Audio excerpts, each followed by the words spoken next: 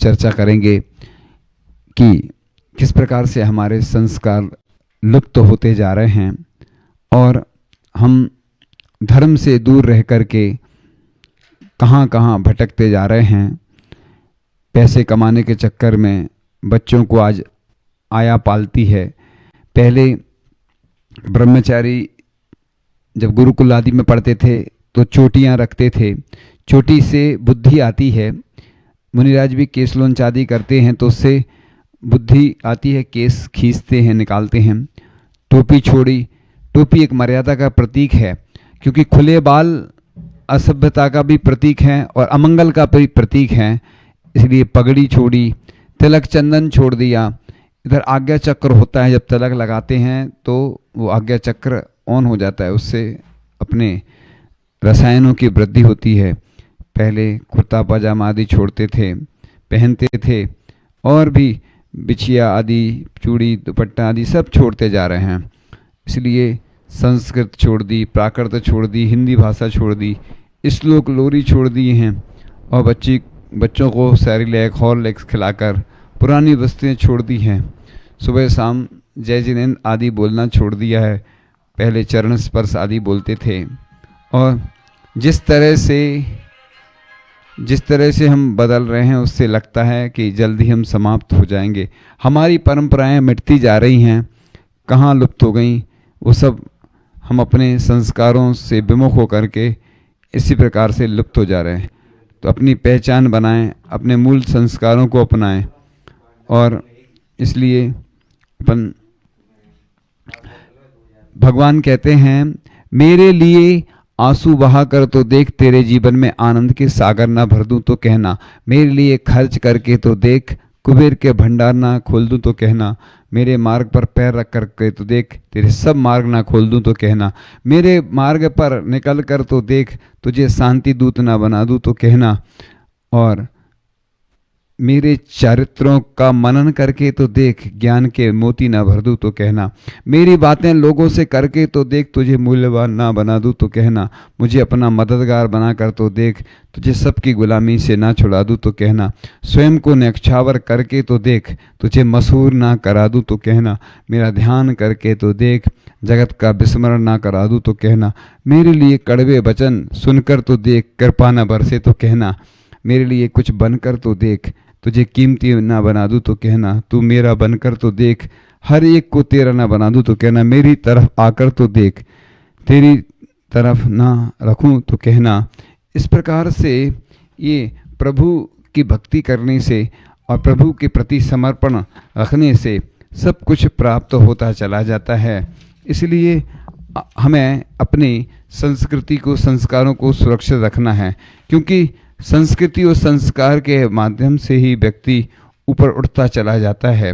इसलिए ये साइंस ने भी सिद्ध किया है कि करुणा जीवन को सरस, शांत, आनंदमय बनाती है। करुणा का सुख कुछ अलग ही होता है। इसलिए आचार्य कुंद स्वामी भी कहते हैं, धम्मो दया विशुद्धो। धर्म की शुरुआत दया से होती है और करुणा और प्रेम दो ही मानवता के आधार स्तंभ हैं। मानवता की प्राणवायु करुणा है। विश्व का ऐसा कोई भी धर्म नहीं जिसमें दया को प्राथमिकता न दी गई हो। अब यह बात अलग है कि धर्म के अनुयायी अपने मसीहों की दी हुई शिक्षा का कितना अनुकरण करते हैं। करुणा का शरीर के हार्मोन्स पर गहरा प्रभाव पड़ता है। शरीर रचना की अंतःस्रावी ग्रंथियों, भावनाओं से बहुत प्रभावित होती हैं और करुणा का प्रभाव मेलानिन स्राव के संतुलित होने पर त्वचा चमकदार बनती। मेलानिन की कमी के कारण ही सफ़ेद दाग, ल्यूकोड्रमा नामक बीमारी होती है। इंसुलिन्स हार्मोन्स करुणा से प्रभावित होता है। करुणाधारी मानव के शरीर में अग्नाशय से इंसुलिन अधिक मात्रा में स्रावित होता है। इंसुलिन के सही मात्रा में स्रावित होने पर मधुमेह की बीमारी से व्यक्ति सहज ही बच जाता है तथा एंड्रोजन हार्मोन्स पर करुणा सद्भाव से अनुकूल प्रभाव पड़ता है, जिससे शरीर स्वस्थ और लोचदार बनता है। ये सभी प्रभाव वैज्ञानिकों की शोध के बाद सामने उभर कर आए। करुणा की भावना पैदा होने के बाद परोपकार का कार्य संपन्न होता है। मानवता को करुणा ही चिरंजीवी बनाती है। इसलिए आपने देखा होगा कि इसलिए भगवान का ब्लड सफ़ेद होता है, रक्त सफ़ेद होता है और हमारा लाल होता है। ये सब प्रभाव पड़ते हैं साइंस के अनुसार। इसलिए आप अपने धर्म को जीवित रखते जाएं और इस प्रकार से कार्य करें कि जिससे कि हमें कुछ सीखने को मिले। इसलिए ऐसा बोला जाता है कि हे भगवान, मैं ऐसी क्रियाएं करता चलूं जिससे कि मुझे पुण्य की प्राप्ति होती चली जाए। इसलिए हम लोग आज धार्मिक क्रियाएं तो करते हैं, लेकिन ये हमें नहीं मालूम रहता है कि किस प्रकार से करना है, बस करते चले जाते हैं। इसलिए अपनी सोच बड़ी रखें। किसी भी देश का विकास और पतन वहाँ के युवकों पर निर्भर होता है। अगर जड़ें ही कमज़ोर होंगी तो फल कमज़ोर अवश्य ही होगा। अगर देश का युवा कमज़ोर होगा तो आने वाली संतानें भी ठीक नहीं होगी। तो रात दिन एक करके अपने लक्ष्य को प्राप्त करके ही चैन की सांस लूँगा, ऐसा संकल्प लें। आलोचकों से कभी मत डरो, आगे बढ़ते चलो, कुछ ऐसा करो जिससे दुनिया तुम्हें तुम्हारे कार्यों से जाने। भारत भूमि को मंदिर का रूप कहा है। सबसे पावरफुल ब्रांड होता है अपने अंदर का आत्मविश्वास। इसलिए ऊंचे ब्रांड सिर्फ धोखा है। सच्ची चमक उत्पादों से नहीं, खुद के कॉन्फिडेंस से झलकती है। इसलिए अपन विदेश की जगह भारत में ही अपने ऐसे कार्य करें, आजीविका करें। तो इंसान कहता है ये जमीन मेरी है, संपत्ति मेरी है, ये रुपया मेरा है, सोना चांदी मकान मेरा है, लेकिन पैसा तो कभी नहीं कहता कि मैं तुम्हारा हूँ। कितनों ने उसका आदर किया, तिजोरी में संभाल कर रखा, फिर भी वह नहीं कहता कि मैं तुम्हारा हूँ। इसलिए हे भगवान, एक चींटी से भी हमें सीखना है। एक नन्ही सी चींटी ने मुझे सिखा दिया, हिम्मत और हौसला का रास्ता दिखा दिया। राह में कई रोड़े और अड़चने आएंगी, यह जिंदगी भी तुझे बहुत रुलाएगी। सब कुछ त्याग कर जो सपनों की ओर चलता है उसे अपनी मंजिल का रास्ता सदा मिलता है। कभी मायूसी हाथ लगे तो रोना मत, अधूरे सपने छोड़कर कभी सोना मत। इसलिए अपन ये सब ध्यान में रखते हुए भी ध्यान रखें कि व्यर्थ में समय को बर्बाद मत करना, हमेशा अपने सपनों के लिए लड़ना। हार कर मत बैठना, नहीं तो हार जाएगा। ठान कर बैठना, एक दिन जरूर जीत जाएगा। चींटी कहती है तू थोड़ा तो चल, बड़ा ही सुहाना होगा तेरा कल। तो इस प्रकार से इस प्रकार की अगर भावना नहीं रखेंगे तो हमारा कल्याण कैसे होगा। क्योंकि किसी ने कहा है कि राम आराध्य भी हैं और आराधना भी, राम साहस भी हैं और साधना भी, राम धारणा भी और धर्म भी, राम कारण भी और कर्म भी, राम युग भी हैं और पल भी, राम आज भी हैं और कल भी, राम गृहस्थ भी थे और संत भी थे, राम आदि में और अनंत में भी थे। हे मेरे प्रभुवर का नाम राम, हे प्रभुवर तुम्हें प्रणाम। तो हमें अपने आत्म राम को प्रकट करना है, हमें अपना कल्याण करना है, अपने संस्कृति को जीवित रखना है। अपने संस्कृति की सुरक्षा रखेंगे तो ही हमारा कल्याण होने वाला है। इसलिए हमारी भारतीय संस्कृति कहती है कि हमें अपने बच्चों को अच्छे संस्कार सिखाना है, अच्छे संस्कार देना, जिससे हमारी संस्कृति सुरक्षित रहे। क्योंकि आज अगर बच्चों को हम अभिषेक करना, पूजन आदि करना नहीं सिखाएंगे, पाठशाला नहीं भेजेंगे, तो कल जाके वो अच्छे इंसान कैसे बनेंगे। क्योंकि बच्चों में जब अच्छे संस्कार आते हैं तभी वो संस्कार अपने रिटर्न करते हैं। इसलिए हे भगवान, मैं यही प्रार्थना करता हूँ आपसे, हे भगवान, बस मुझे कुछ और भी वस्तु की आवश्यकता नहीं है, बस मैं इस प्रकार से कार्य करता रहूं कि जिससे मेरा पुण्य बढ़ता रहे। तो हम दुश्मन को भी मेहमान बना लेते हैं, हम तो शैतान को भी इंसान बना लेते हैं। मेरे भारत की संस्कृति है दुनिया वालों, हम तो पत्थर को भी भगवान बना लेते हैं। तो बीड़ा टूट गई तो गाने से क्या होगा, गाड़ी छूट गई तो स्टेशन पर जाने से क्या होगा, समय रहते संभल जाओ बंधु, चिड़िया चुग गई खेत तो पछताने से क्या होगा। इसलिए संत बड़े उपकारी होते हैं, क्योंकि संतों से बड़ा उपकारी नहीं, लोभ से बड़ा भिखारी नहीं है। तृष्णा की प्यास में दौड़ रहे लोग, यूं ही जीवन लुटाना समझदारी नहीं है। तो इस प्रकार से हम हमेशा बस अच्छे कार्य करते रहें और हमारा पुण्य बढ़ता रहे।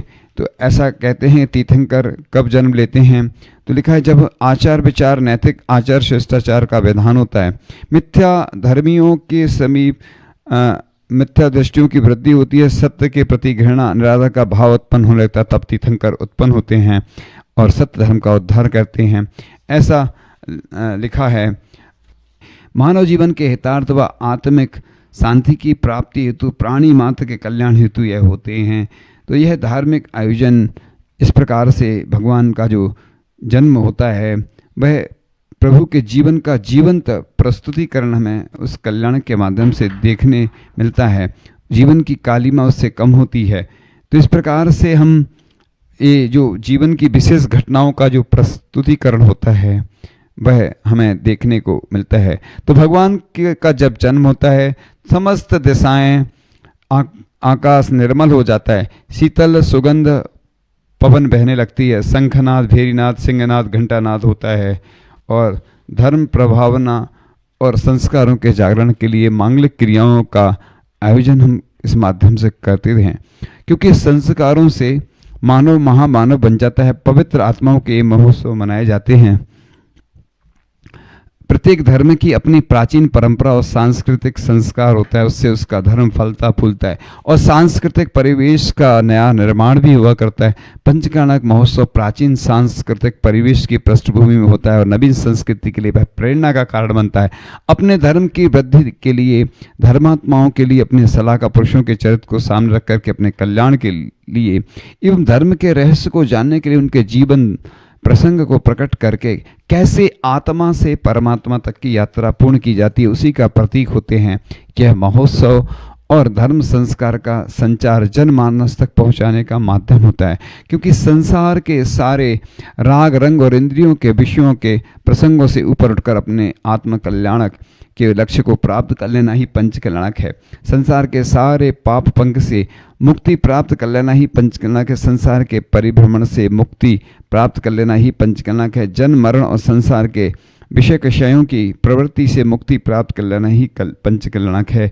संसारी मानवों के 10 कोड़ा कोड़ी सागर प्रमाण दीर्घ काल में मात्र 24 ऐसे महापुरुष होते हैं जो तीर्थंकर कहलाते हैं। अपनी अनेक भवों की साधना स्वरूप ही इन्हें तीर्थंकर पद प्राप्त होता है।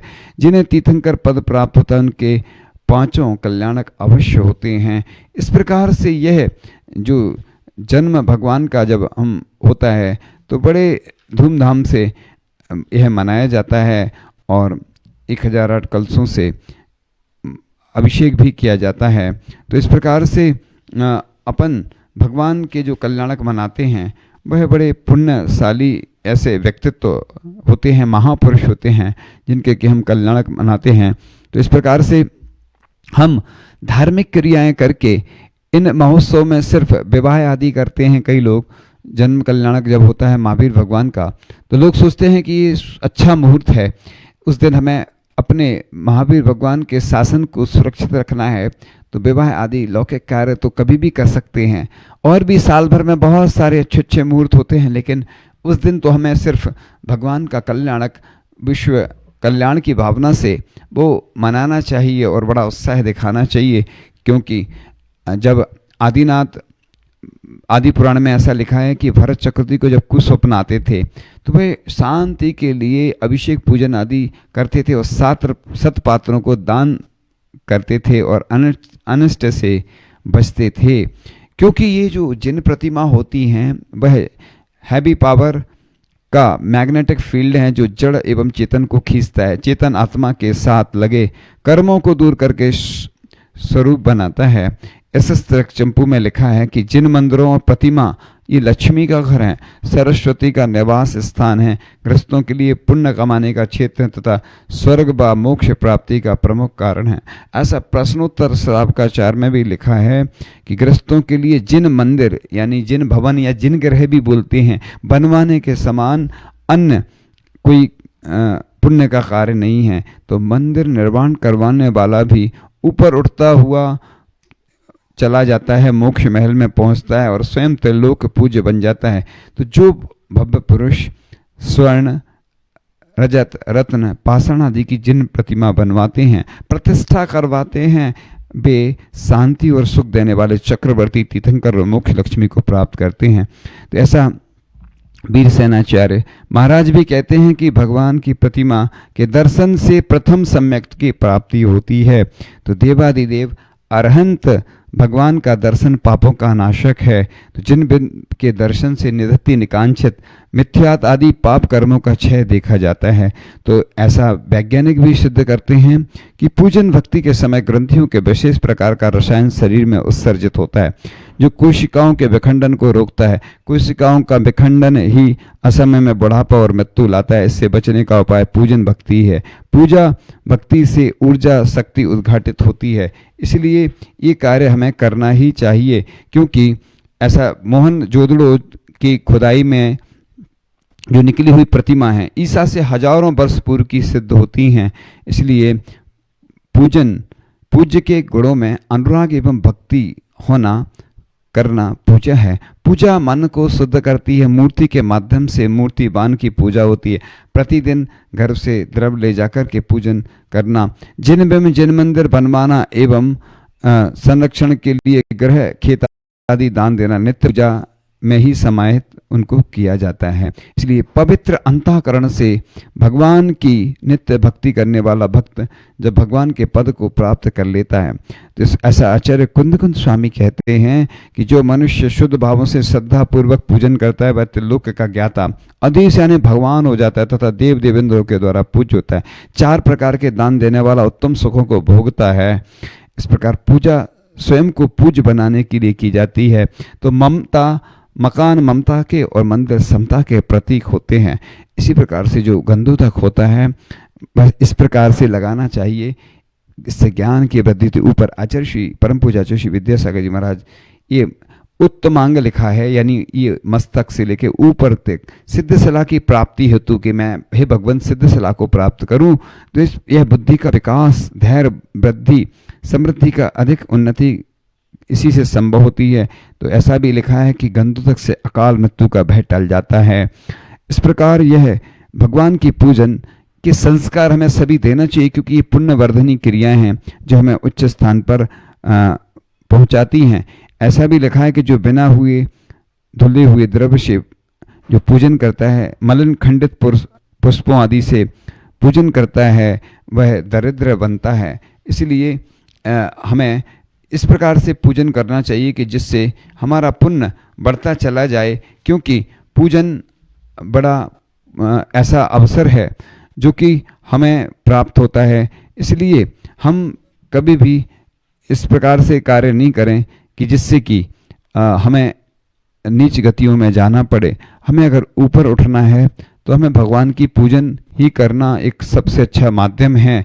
इस प्रकार पूजन करने से मनुष्य के सभी भय समाप्त हो जाते हैं। दुख आदि सर्प आदि के जो कष्ट होते हैं वो सब नष्ट हो जाते हैं। इसलिए प्रभु मुझे ऐसी खुदाई दे, हर तरफ सिर्फ प्रभु ही दिखाई दे।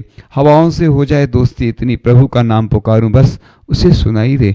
हे भगवान आपका कीर्तन, आपका पूजन, आपका अभिषेक बड़ा पुण्य फलदायी है और वह मेरे कर्मों के क्षय में निमित्त है। इसलिए भगवान से यही प्रार्थना करते हैं, भगवान मुझे बस इतनी बुद्धि देना कि बस मैं आपकी पूजन अभिषेक आदि शांति द्वारा कर सकूं और मैं अपने पुण्य को बढ़ा सकूं, आपका जाप कर सकूं। हे भगवान आपके चरणों में बारंबार नमोस्तु। परम पूज्य आचार्य भगवान गुरुदेव श्री विद्यासागर जी महाराज की